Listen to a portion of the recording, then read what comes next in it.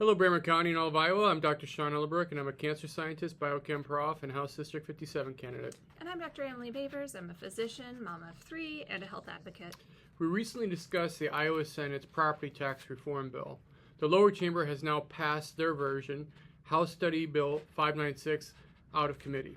And if you recall, the Senate bill offered a soft 2% cap on revenue growth for local governments, meaning it could be formula adjusted to inflation. On the other hand, the House bill, similar to the governor's, offers a fixed 2% growth cap. This growth cap would not include voter-approved levy debt, such as community taking on a new bond for a pool. Right. Last episode, we explained what a property rollback is and why the Senate wants to get rid of it. The House's bill leaves the rollback in place, but it does add an additional exemption of 10% or $25,000 of a property's value from taxation, whichever is less. You know, they stress wanting to make property tax more clear and transparent for you and me.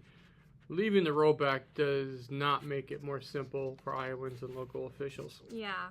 You know, the bill also requires Council of Government or COG groups to help local governments consolidate or share their services to find cost savings regionally.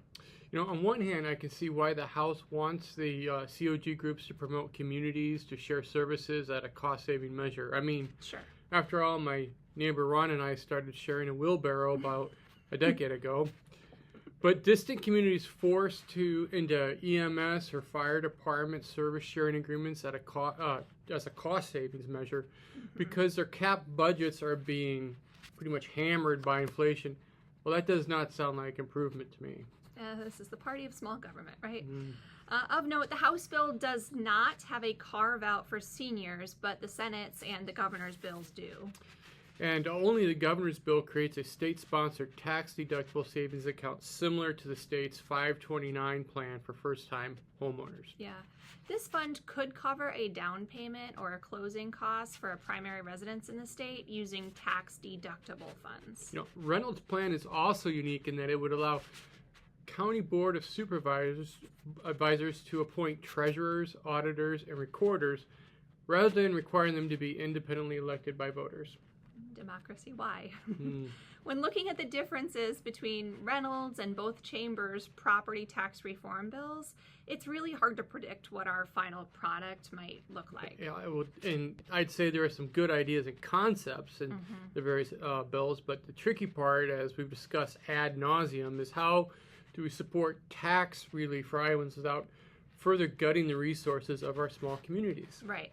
And I haven't found a projected property tax cost savings for either the House or the Senate bills.